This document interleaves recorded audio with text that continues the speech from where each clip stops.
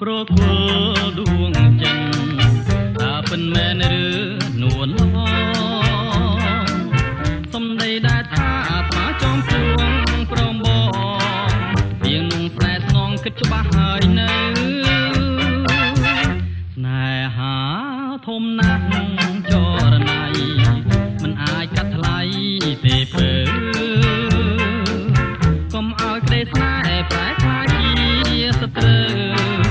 បងនឹងពីលពើតទៅថ្ងៃមុខតើពិនឬទេឬទេឬទេពីងថាស្នេហ៍ថាស្នេហ៍ថាស្នេហ៍ក្រែងថ្ងៃក្រោយប្រឡាំងកិច្ចការនាំឲ្យតែខកចិត្ត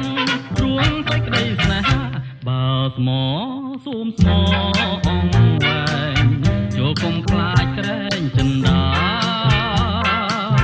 បើមានតួចិនអាណិតដែរវាចារៀមនឹងរចនាតាមចិនដាស្រី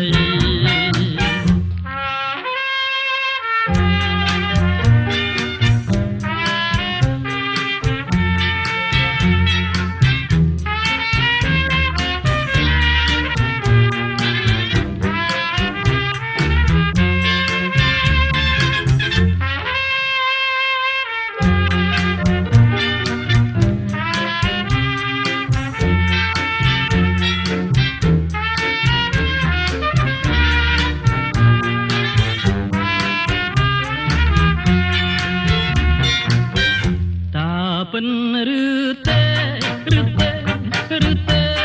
ពីងថាស្នេហ៍ថាស្នេហ៍ថាស្នេហ៍ក្រែងថ្ងៃក្រោយក្រឡាំងកិច្ចការនាំឲ្យតែខកចិត្តរួងសេចក្តីស្នេហាបើស្មោស៊ូមស្មោវែងចូលគុំខ្លាច